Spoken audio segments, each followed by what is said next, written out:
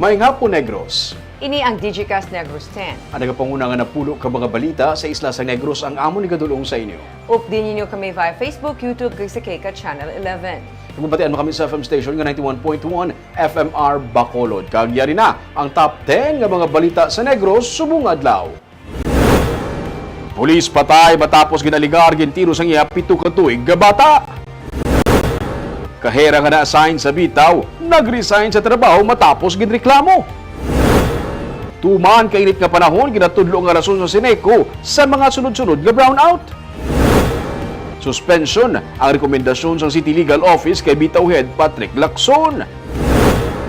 Kag sa good vibes, saksihan ang mga tricycle nga napuno sang suga.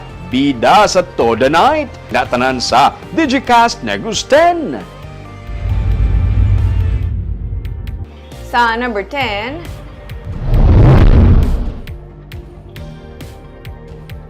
tuman ka init nga panahon kabangdanan sang sunod-sunod nga brownout sunod sa Sineco. Sunod-sunod nga brownout ang nagluntad sa Bacolod City sang Domingo. Ang epekto sang tuman ka init nga panahon inisunod sa kay Arnel Lapore, ang General Manager ng Central Negros Electric Cooperative. Naglabot sa 43 degrees Celsius ang heat index sa Negros Occidental sang Domingo. Sunod pa kay Lapore, napulo ka mga brownouts ang nagluntad sa nagkalain-lain nga area sang Sineco. Ang tuman nga init ang ginahalinan sang pagmelt sa mga insulator kag wire sunod pa kay Lapore.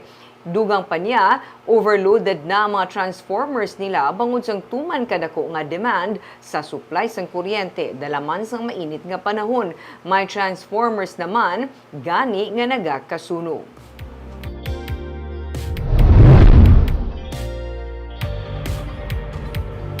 Sa number 9, DepEd may pahanumdum sa karon sa mga ginikanan sa tunga sa ginapatuman nga synchronous o distance learning nga i-monitor ang compliance sa mga kabataan sa ilang mga requirements sa eskwelahan.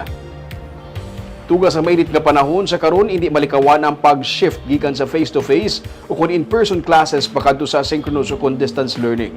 Sunod sa kay DepEd Negros Occidental spokesperson Ian Arnold Arnaiz, ginapatuman man ang alternative modes of learning. May ginapatuman nga assessment sa mga kabataan para mapatod kung bala may natun-an sila. Ini sa tunga man sa observation nga ginpadangat nga may makit-an nga paglagaw sa mga kabataan sa tion nga kada mag-suspend ang face-to-face classes. Suno kay Arnaiz, ginapahanumduman nila mga ginikanan nga buligan ang kabataan ilabi na sa compliance sang mga assignments kag projects ini bangod may responsibilidad man ang mga ginikanan sa pagmonitor sa mga kabataan. Amo na masubok, ay kinalantaw nila do bakasyon. Pero, sa mga bata, kilanglanon din nila seryosohon. Pero mas lalo pagit sa mga parents, nga seryosohon nila ang pag-monitor sa mga kabataan nila. Kasi, kung baga, in the absence of the teachers, distance learning, it's the parents' responsibility to follow up and to monitor the studies of their children.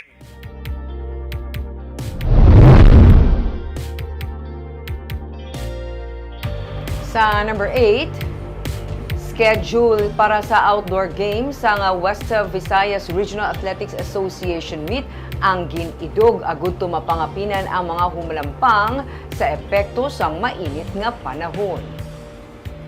Suno kaya Ian Arnold Arnaiz, ang spokesperson ng DepEd Negros Occidental Division, nakasugtan nga ang mga outdoor games ibutang las 6 sang aga tubtub las 9 sang aga, las 5 sang hapon tubtub las 9 sang gabi. Suno kay Arnaiz, kaangay sang ginapatigayon ng provincial meet nga tuman man ang pagbiti sang init, ang bag-o nga schedule ang nagatuyo nga mapangapinan ang tanan nga magapakigbahin sa outdoor games.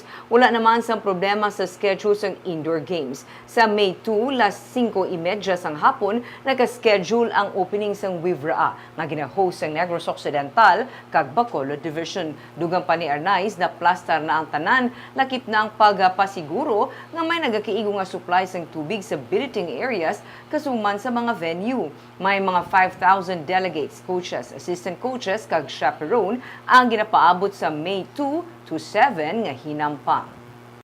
So in between, why ginaya outdoors? So ang wala kay may problema mga indoors na, especially ang sa mga aircon ng mga venues like mabugnaw. Sa number 7,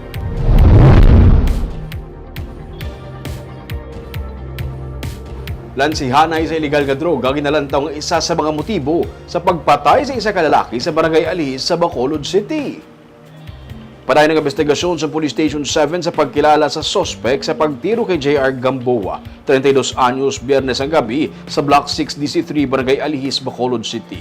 Sunod sa kay Police Captain Andy Ofalia, hepe sa Police Station 7, ang sospek naka-helmet kag nagabantay sa bakante nga lote. Kagintiro sa ulo ang biktima gamit ang wala pa mahibaluan nga kalibre sang armas kag nakapalagyo sakay sa motorsiklo. Sunod sa PNP, si Gamboa ang ginakabig nga street level individual nga drug personality sa Police Station 1 kag napreso sang 2021 sa kaso angot sa iligal nga droga apang nakagwa sa presuhan. Si Gamboa may record man sa Police Station 1 kag Police Station 7 sa kaso nga pagpangawat. Nagapati man si Ofalia nga posible lansihanay sa iligal nga droga ang isa sa mga motibo sa pagpatay sa biktima.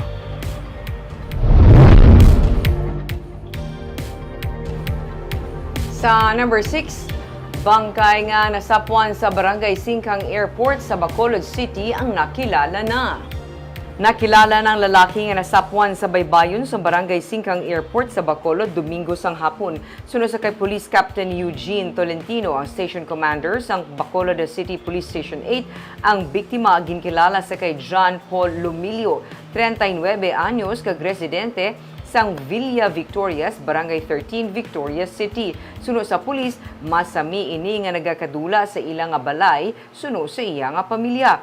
Antes pa matabo ang insidente, nakita ang biktima nga nagapaligo sa baybay kag ini nga nasapwan na lamang nga patay. Sa karon nagagwa sa investigasyon sa kapulisan nga pagkalumos ang kabangdanan sa kamatayon sang biktima. Gindala na pauli sa nga iya pamilya ang iya nga bangkay.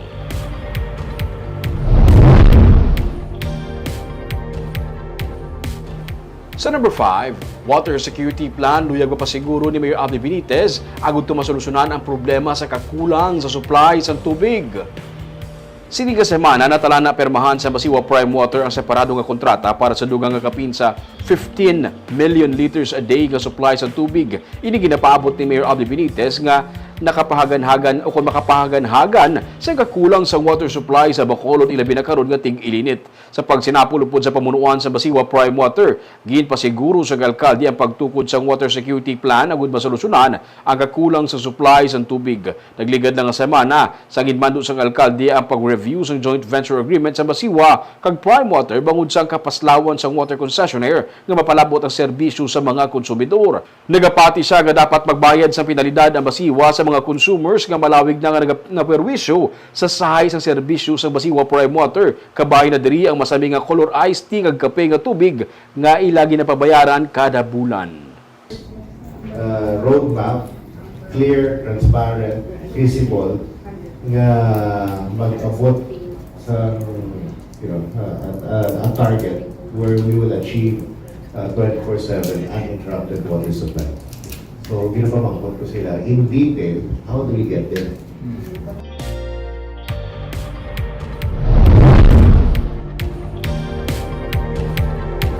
Sa number 4, suspension gina-recommend sang Bacolod City Legal Office bato kay Bitaw Head Patrick Lacson. Magluwas sa paghatag warning kag pag-reprimand kay Bitaw Head Patrick Lacson, gina-recommend karon sa City Legal Office ang pag-suspend sa iya. Sunod kay City Legal Officer Attorney Romeo Carlos Ting Jr., magadepende kay Mayor Albi Benitez ang pagpatuman sang suspension tungod sang light offense may angot sa pagsupak sang office procedures. Nalakip diri ang pagkakasang logo sticker sa MABCAB unit nga nakuhaan litrato nga nagapark sa gwa sang iya puluyan kag ang pag-issue sang memo nga naghatag quota sa mga traffic personnel nga manakop sa traffic violators. Ginpahayag na ni Lacson nga handa siya nga batunon ang anuman nga pina sa iya nga nahimo. Siya ang natalana pa nga mag-issue sang letter of apology. Review, kinataw naman na violation is only light offense. Not following some rules, procedures sa offices. Pagkalinduan na iya ka offense, then we will just recommend kung ano ang nakadapat na penalty sa iya na offenses. So there might be a little bit more consequence because of the second notice to explain. So,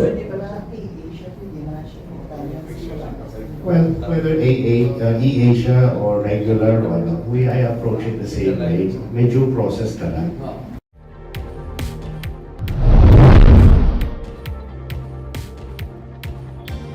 Sa number 3, kaheras ang City Treasurer's Office nga na-assign sa bitaw nga ginaligar nagritoke sang resibo, nagresign na.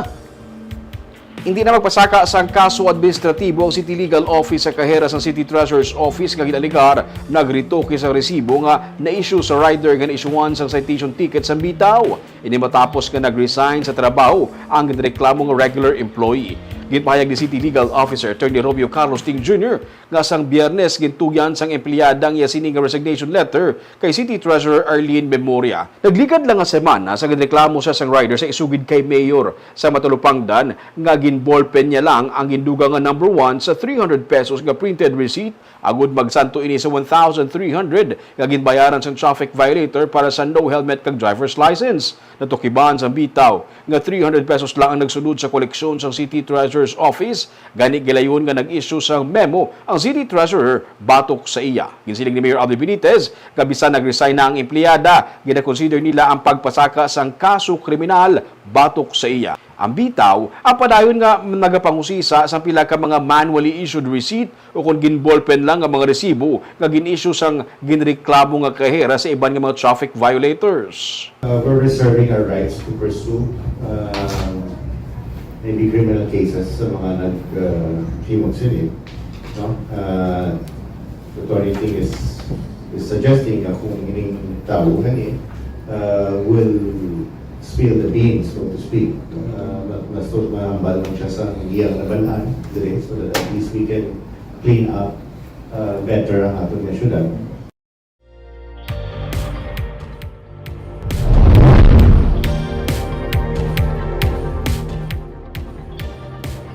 Sa number 2, Governor Eugenio Jose Lacson ang tigayo nakabisita kay Victorias City Mayor Javier Miguel Benitez kag ini ang nangin positibo suno sa iya.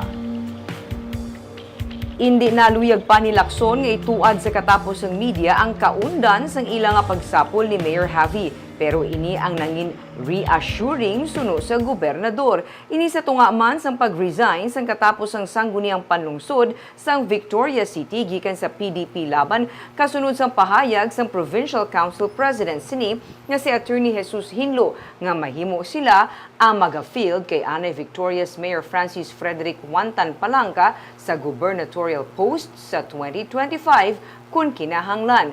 Ang epekto sang amo nga manifesto suno kay Lacson kasubong sang ilang nga pagpahayag nga sila ang nagasuporta sang subong nga administrasyon. Kaina nagbisita man sa iya si Victoria's Councilor Derek Palangka nga anak ni anay Mayor Wantan kag isa man sa mga naglagda sang manifesto. Suno kay Lacson, personal nga ginpabutyag sa iya ni Councilor Derek ang kaundan sang amo nga manifesto. Nagalaom si Lacson nga wala sang indi paghangpanay o kun away nga matabo sa pamilya bangod sang amo nga mga development. Sa karon suno sa iya, wala pa man maka-manifest si Mayor Wantan nga siya magapapili sa 2025. Javi, no, it was a very positive meeting. It was very reassuring, but details I cannot talk about. As far as the council is concerned, it was through their manifesto, no, that they all signed. In effect, it means that they are supporting the incumbent administration. And today, the son of former Mayor Wantan Palangka visited me and explained. Councilor Derek. Yes, who was a signatory also of the manifesto. Okay, so the same thing, you know, as declaring support also, you know, to the present administration. I just also wish that, you know, there will be no family rift amongst them because of this. No? I told him it is even more important that there will be peace in your family. Kag sa numero 1 sa mga balita, subong adlaw.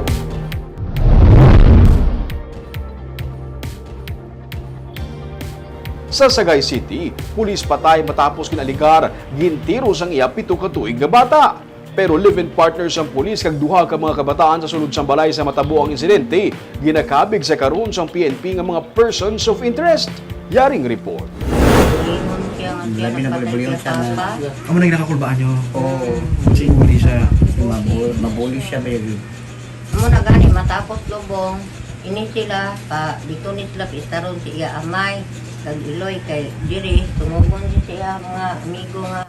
Ang pagbuli sa 7 ka tuig nga bata nga ginaligar nakapatay sa iya nga amay ang ginakabalakan sang ilang nga mga himata.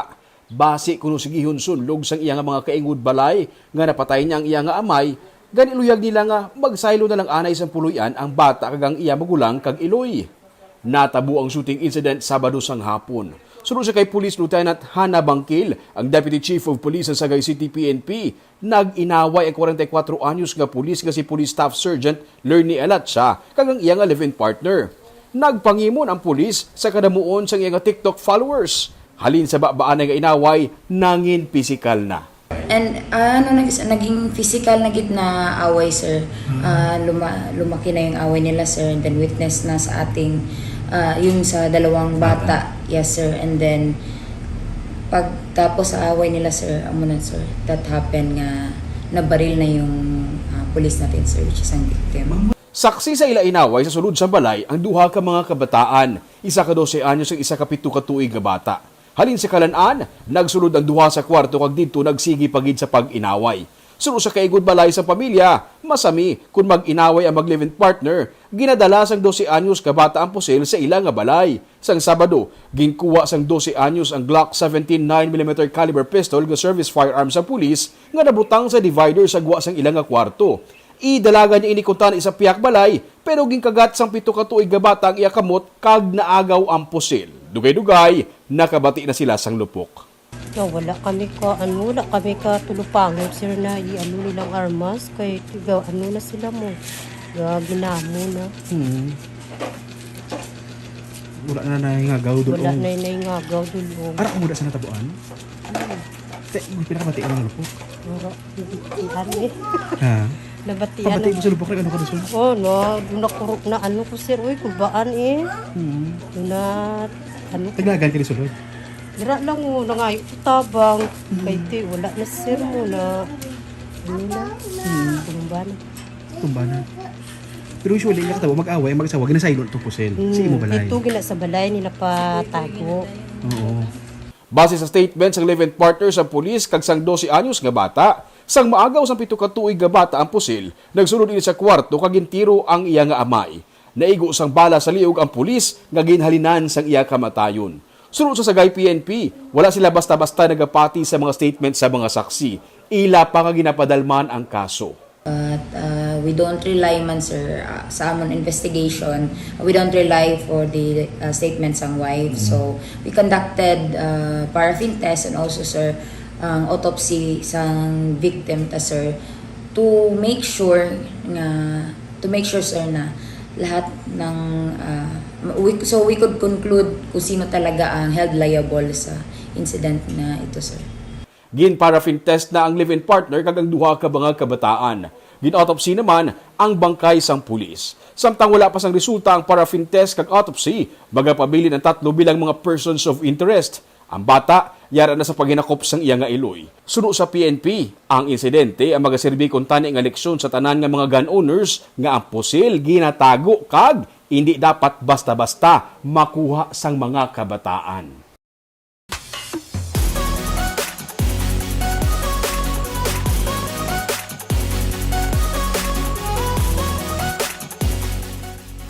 Sa Good Vibes, mga tricycle nga puno sa colored lights kag disenyo ang ginparada sa Toda Night sa Barangay Villamonte sa Bacolod City. May report si Nico Delfin. Bisan pa nag-brownout sang Domingo, nagsanag ang dalanon sa ginparadang masobra 30 ka mga nagailingat nga tricycle sa Barangay Villamonte sa ginhiwat nga Toda Night. May mga tricycle nga daw pang Pasko ang disenyo kag may ara sang replika sang bag-o nila nga barangay hall. Ang tricycle ni Redon Villanueva, ilagin butangan sang disenyo sang leon nga nagatungtong sa ibabaw sang atop. Suno sa iya, mas nagdamo pang iya mga pasahero. Sumugod nga ilagin butangan sang disenyo ang iya ginabiyahe nga tricycle. Mayong hindi, siyempre nakita kami sa barangay na isang driver na kami, nakita kami mga tricycle driver na kita ka kami importansya nga may kalipayan pa kami. Para kay punong barangay Romel Flores, importante nga makilala kang matagaan pa si dungog ang mga tricycle drivers nga naging kabulig na sang komunidad sa matag adlaw. Si Flores, anay opisyal man sang TODA, amo nga nahang panyang pagsakripisyo kag bulig nila sa pumuluyo. Amo man ang isaw ko panugod no sa ako pangabuyan ang ikang TODA ta ng mga associations no. So that's why kangupi ko sinisang kung ano kabudlay magserbisyo kung ano man ang kasadyahan sa atong TODA. Kag nagapati kita natagaan to ni sila sang importansya kapag sigdungog because amo ni silang day to day na nagahatag serbisyo sa aton even door to door pa. Well, in fact, ang seguridad sa atong pumuluyo, sa atong pamilya, sila ini ang isa ka bagay nga nagadulong sang kudiin makadto labi na sa pag-eskwela sa pag-obra no. Kay sa aton adlaw na pagpangabuhi, dako ang papel sang TODA sa aton diri. Upod sa parada sa mga trike on lights, nagpaindis-indis pati mga drivers sa search for TODA King. Luyag sang barangay, nga pinaagi sa siningang mga programa, mas mapabaskog pang moral sang katapo sang TODA. To empower them, amo ginayang ako. Ayhan madako pa ni bay next year mas masanag. Yes, sir, Nico, hopefully with this, hopefully ang result, no? Kabay pa, more people will be after, and actually, ang iban sila, gina-maintain na niyang ilang akwan. Ginabiyahe na. Ginabiyahe pa, gina-maintain it. Ang TODA Night nalakip sa tuigan nga pagsaulog sang Dinagyawan Festival sa Barangay Villamonte, ang kabahin na sa mga atraksyon sa Bacolod kung nagahilapit ang Mayo 1. Nico Delfin para sa Digicast Negros. Barb ka namin ilang tawon kung amo na yung mga tricycle natin nga puno sa suga. Basta di na mo pinasaway sa dalan. Kaya namin ilang tawon. Siyempre, Ming, ang mga kolor na iya makapuno sa mata mo. So, labi na kong kabataan, malingaw sa paglantaw. Yes, kag-happy fiesta sa Villamonte. Kag sa Estefania, man. Ay, fiesta. Happy fiesta too, Estefania. Kaya po yan itong mga balita sa Negros, subong adlaw. Kay man sa panahon karon importante may ihibalo ka sa nagakatabo sa imo nga palibot. Pero dapat balanse kag eksakto mga impormasyon. Padayon kami nga magapangalagad sa Negrosanon. Ako si Barbara Mijares. Tubtub sa buwas, ako naman si Romeo Subaldo, mayong hapon.